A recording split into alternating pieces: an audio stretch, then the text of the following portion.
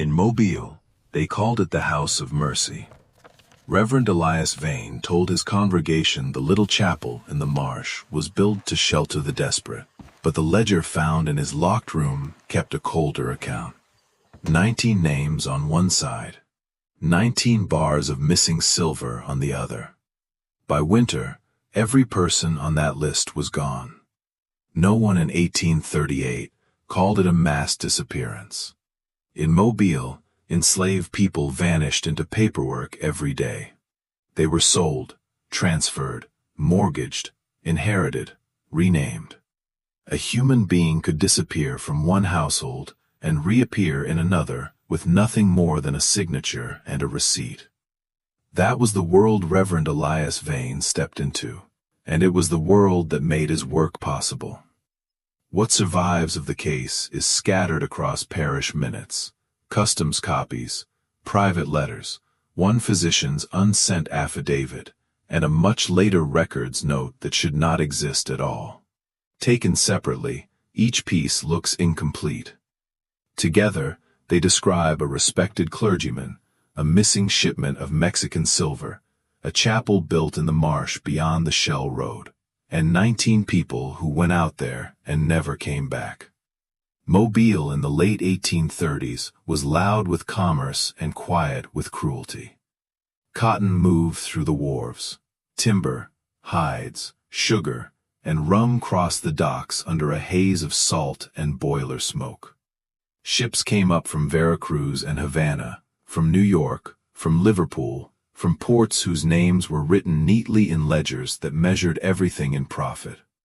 The city liked to imagine itself orderly, civilized, Christian.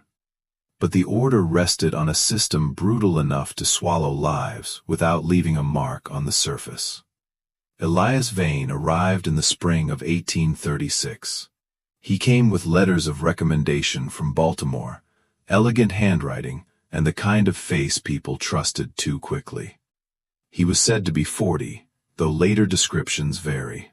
Tall, lean, pale even by Gulf standards. Dark hair parted cleanly.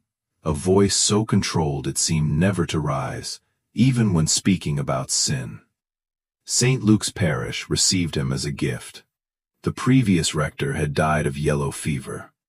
The church wanted steadiness, discipline, and a man who could calm wealthy donors without seeming to serve them too openly.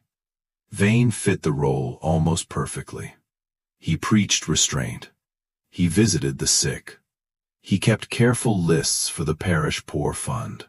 He spoke, with what sounded like sincere feeling, about the sorrow of separated families. That last trait won him unusual praise among the city's slave-holding households. Vane would offer to make inquiries. He would remember names. He would know which woman had a husband on another property, which child had been sold upriver, which coachman had a sister in a neighboring parish. He turned human grief into a system of records, and because he wore a clerical collar while doing it, people called it compassion. One of the earliest private references to his nighttime dealings appears in a housekeeping notebook kept by Annabel Pike, the widow of a ship chandler whose family rented a small house beside the rectory. Her entry for August 9, 1837, is brief but unnerving. The Reverend's study lamp, she wrote, burned until near dawn. 2 carriages arrived after midnight. No crest on either door, gentlemen's boots. Faces not seen. They left carrying nothing that I could observe. Yet the Reverend barred his own door after they had gone. At first, that sort of detail could be dismissed. Mobile was a port. Men arrived at bad hours for all kinds of reasons. But over the next year the pattern hardened. Vane received callers deep in the night. He began making unexplained trips beyond the settled edge of the city. Then, in January of 1838, he arranged the purchase of a tract of wet ground northeast of Mobile, where the higher reeds gave way to black water and cypress roots. The deed described it as a charitable retreat for spiritual restoration and instruction.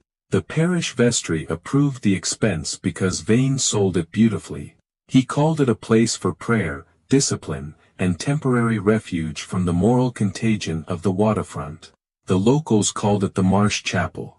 The property sat where a narrow shell road broke apart into mud, and where the last stretch was easier to reach by skiff than by wagon. On the small rise of ground at its center stood three structures: a frame house with a steep roof, a chapel on brick piers, and a long, low outbuilding with shuttered vents and no front windows at all. Visitors later described the whole place as too neat to be poor, and too hidden to be honest. Once the Marsh Chapel was finished, the disappearances began. The first known case was a young enslaved woman called Dinah, recently transferred into the household of merchant Caleb Mercer after Vane himself had recommended the purchase. Mercer told a friend that Dinah had seemed grateful for a kinder placement. 2 weeks later she was gone. No bundle missing, no food taken, no pass requested. Vane assured the family she had likely fled to seek relatives across the bay. He promised quiet inquiries. No public notice was posted. Then came Aaron, hired out from a carpenter's yard. Then Ruth from the Bellamy house. Then a boy called Isaiah who slept near the kitchen at Judge Harlan's residence. Then a laundress, 2 stable hands, an elderly nurse, a dock porter, a seamstress, 3 field hands temporarily brought into town, and others whose names survive only in fragments. Some were recorded with surnames they did not choose. Some with only a first name. A few with nothing but age, sex, and assessed value. By late autumn, 19 people connected in one way or another to St. After transfers, visits, or recommendations that passed through Vane's hands. What is striking is not only that they disappeared, it is how little resistance their absence produced. This was a slave society with patrols, dogs, and rewards for recapture. It was a city that could mobilize instantly when property was threatened. Yet the households tied to Vane behaved as if each disappearance were embarrassing rather than urgent. They asked questions in parlors, not in the streets. They wrote worried letters to cousins, not notices for the newspapers. Several later accounts suggest Vane actively discouraged publicity. He told parishioners that open alarm would invite abolitionist slander, unsettle the labor force, and damage reputations. In other words, the missing were absorbed into the same silence that had already stripped them of legal personhood.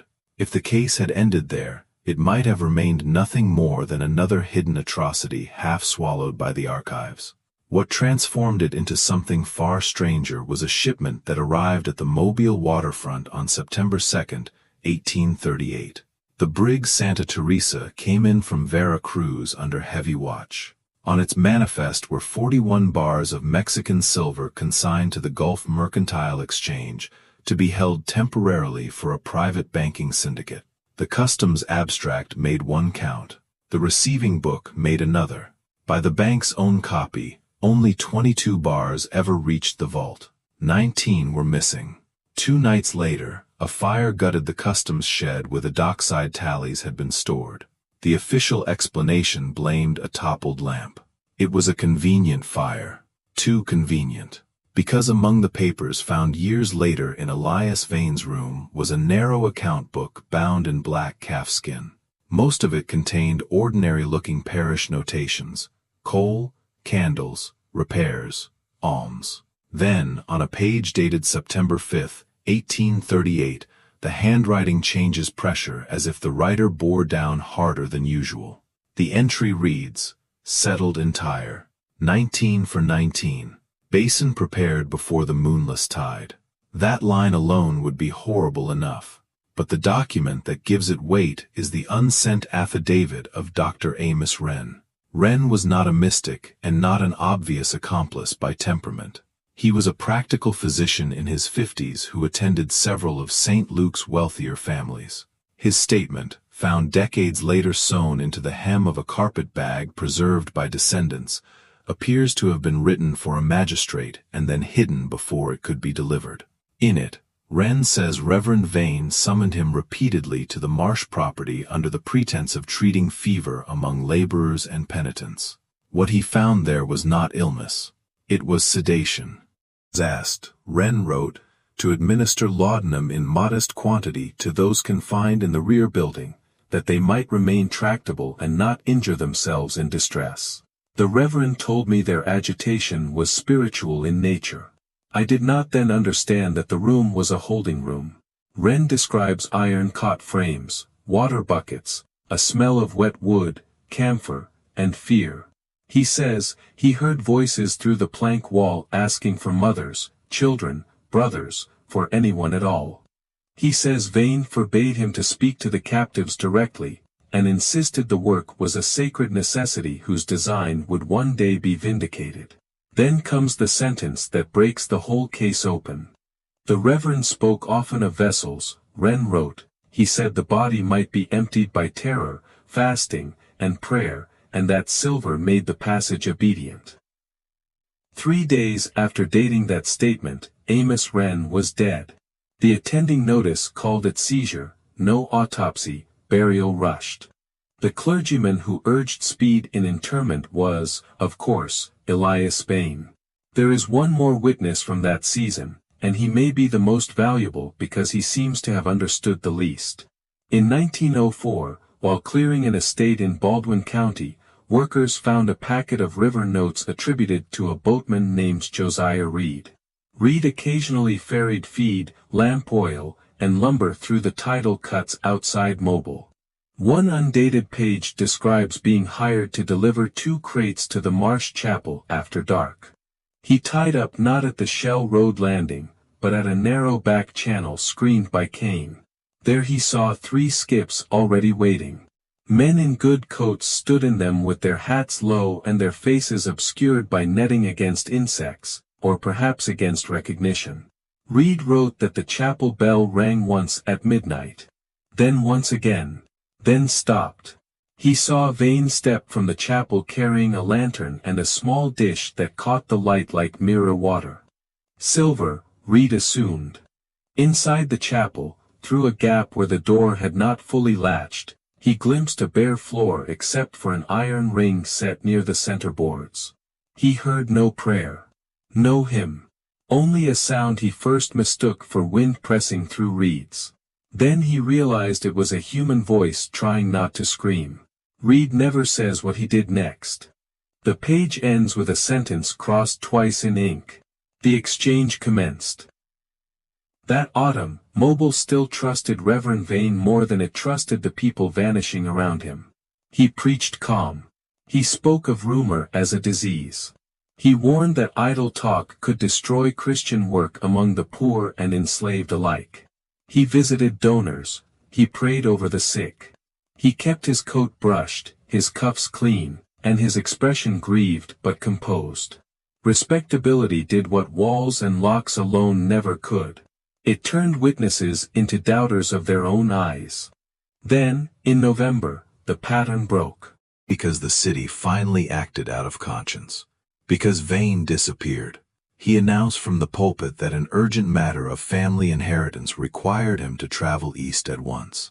Parish minutes note that he expected to be absent no more than 3 weeks. He never returned. When St. Luke's wrote to Baltimore seeking the relatives he had mentioned, no such family could be confirmed. The letters that had introduced him to Mobile were also examined more carefully. 2 signatures were found to match no known clergy. 1 seal had been impressed from a mold rather than a proper ecclesiastical stamp. By then, even the vestry could no longer ignore the scale of the scandal. In January of 1839, a party of city constables, 2 parish officers, and several hired laborers went out to the Marsh property. What they found suggests haste, but not panic. The main house had been stripped of movable furnishings. The long rear building stood open, its cots gone, the floor deeply scored where iron feet had once rested. The chapel was blackened by a controlled burn that had charred the walls without fully bringing down the frame. Under the center boards they found a rectangular cavity lined with sheet metal, empty except for gray residue and bright granular flecks later identified in a laboratory note from the 1890s as silver nitrate. Behind the house, half hidden by rushes, lay a pit of lime, ash, calcined bone fragments, shoe tacks, buttons, and 2 child-sized teeth. That should have been enough to ignite the city. It wasn't. The official report was trimmed. Names were omitted. The pit was described as refuse of uncertain origin. The metal-lined chamber was called a storage recess. Several witness statements disappeared before the file reached the county office. And buried in the vestry minutes of St. Luke's is a line so cold it almost reads modern. Further discussion of the matter is judged harmful to the peace of the parish and the confidence of subscribers. That sentence may explain more than any supernatural theory ever could. Because whatever Elias Vane believed he was doing, opening a door, transferring a presence, buying occult knowledge with metal and flesh, he operated inside a system already trained to turn black suffering into accounting language. He did not invent the machinery. He learned how to feed it. Even so, the story refuses to stay entirely inside the boundaries of ordinary crime. In 1844, fragments of correspondence from Apalachicola mention a traveling preacher who founded a river mission on isolated ground and handled private labor transfers for wealthy families before vanishing under suspicion. In 1851, a probate dispute in Matagorda Bay produced testimony about a chapel storehouse where silver plate went missing during the same season several servants disappeared. Neither case can be proved as Vane's work, but they echo the pattern too closely to dismiss. More unsettling are the later returns to Mobile itself. Letters from 1910, incomplete and partially water-damaged, record 19 disappearances over roughly 5 months from the dock wards and black neighborhoods along the river road. Most were laborers, laundresses, cooks, and dray drivers. A local holiness preacher rented a former schoolhouse outside the city during that same period, then left for Florida before the last complaints were filed. The investigation stalled. The papers moved on. 72 years later, in 1982, an Alabama archival maintenance log noted a repeated overnight temperature drop in one records room. The anomaly occurred between midnight and 3 a.m., never during the day, and only in the aisle where a carton of St. Luke's materials had been temporarily shelved pending recataloguing. The technician recommended checking the ventilation and wrote, almost apologetically, that the cold seemed localized around the box itself. No repair record follows. In 2018, an environmental survey on protected marshland northeast of Mobile, land that overlaps, imperfectly but suggestively, with the old chapel tract, reported unusually high silver concentrations in a rough circle just over 50 feet across. The team requested deeper sampling. Permission was denied within 48 hours. One geologist later told a reporter, off the record, that the center of the circle showed signs of heat alteration inconsistent with simple dumping. The wording in the memo is careful, too careful. Subsurface disturbance of unknown origin. Metallic deposition anomalous. No further action authorized. Then there is the banker. Among papers in a private collection in Fairhope sits a pocket ledger attributed to Edmund Vale Mercer, a broker with ties to the Gulf Mercantile Exchange. The authenticity of the ledger is debated, but one partially decoded line dated September 1838 reads, EV, account balanced with 19 units received in living condition. Silver remitted less handling. That phrase, living condition, can be read a dozen ways. None of them are good. By the time you assemble all of this, the obvious objection begins to fail. Yes, the 19th century generated rumors like fever. Yes, archives distort. Yes, frightened people can mistake coincidence for pattern. But coincidence does not usually produce the same number across a missing silver consignment, a private clerical ledger, a physician's hidden affidavit, a police cluster decades later, and a modern contamination circle sitting where the old property is believed to have stood. 19 for 19. And if the later pattern means anything, the interval appears to be 72 years. 1838. 1910, 1982. The next turn would come in 2054. Maybe that means nothing. Maybe Elias Vane was not an occult broker at all, only a trafficker clever enough to wrap greed and sadism in liturgy. Maybe the silver was money, not instrument. Of vessels and passages was theater, designed to control accomplices already corrupted by slavery and profit. That explanation would still be monstrous, but it is not the only explanation the documents allow, because the most unsettling lines in Wren's affidavit are not the ones about chains, or laudanum, or silver. They come at the very end, where his pen begins to shake. After the bell, he wrote, there was a stillness wholly unnatural. Those brought into the chapel ceased weeping at once. When they emerged again, if emerge is the proper word, they moved without pleading, and looked upon us as though we were the strangers. If that line is true, then whatever happened in the Marsh Chapel was not merely murder. It was exchange. The historical horror is plain enough. 19 enslaved people vanished because the society around them had already reduced them to entries in somebody else's book. The deeper horror, the one that keeps this case alive, is the possibility that the bookkeeping was literal. That silver, sanctified language, and institutional silence were combined for a purpose none of the participants fully understood. That the chapel in the marsh was not just a place to hide a crime, but a place designed to complete one. And that would explain why the records around Elias Vane seem to thin out whenever they become most useful. Pages missing from parish files, witness statements cut short, property maps revised, access requests denied. Even now, the surviving documents come to us as if through torn cloth. Maybe that is only bureaucracy. Maybe it is shame. Or maybe, once an account like this is opened, every generation that touches it feels the same pressure to close the drawer and walk away. If you ever stand in the marsh country northeast of Mobile after sunset, you will understand why the story endured. The light leaves in layers there. Water holds reflections longer than it should. The reeds move even when the air seems still. A chapel could vanish into that landscape in a season. A road could sink. A pit could fill.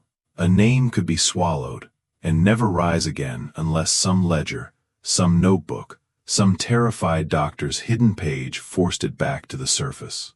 Elias Vane himself was never conclusively identified after 1838.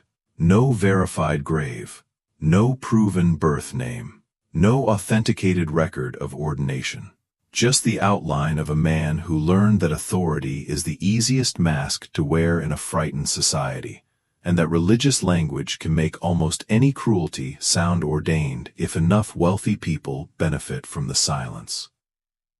But the silver remained, in the soil, in the ledgers, in the residue under the chapel floor, and in the sentence that no one involved seems able to escape. 19 for 19. If the account was never truly closed, then somewhere, in some locked room, somebody may already be preparing to balance it again. And if a bell rings once in the marsh after midnight, listen carefully for the second strike.